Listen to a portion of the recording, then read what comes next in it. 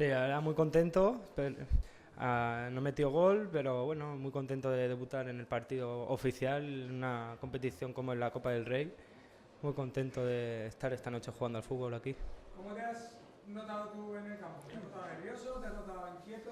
No, la verdad es que al principio, antes del partido, sí que estaba un poquito nervioso porque nunca había jugado en este estadio, pero después los compañeros me animaban, me apoyaban y poco a poco ya iba quitándome los nervios de encima. No has podido marcar, pero tu amigo Isco ha hecho dos golazos, ¿no? Sí, la verdad es que me alegro mucho por él, que ha metido dos goles, goles no, golazos. Y nada, a ver si la próxima vez meto yo los dos.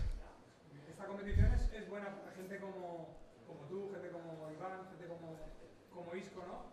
Nos da oportunidades para poder empezar a lucir. Sí, la verdad es que nos dan muchas oportunidades si nos dan oportunidades para jugar, pero nosotros tenemos que estar concentrados para jugar en el Mestalla, ascender a segunda vez, que es nuestro objetivo este año, y si nos dan oportunidades, hacer lo mejor posible.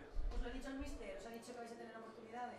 No, no nos ha dicho nada. Por ahora, a entrenar con el Mestalla y a ver lo que pasa. ¿Y los compañeros del primer equipo os han dicho algo? No, nos apoyaban siempre, nos apoyaban, nada de malas caras ni nada, todo lo contrario. Marco, has tenido una opción ahí en la primera parte que te has quedado solo contra el portero. Qué lástima, ¿eh? ¿Se te ha hecho muy pequeña la portería? No es que se me haya quedado pequeña, sino que se me ha quedado el balón un poco entre medio de los pies y no he tenido opción de chutar de otra forma. Bueno, gracias a todos. Gracias.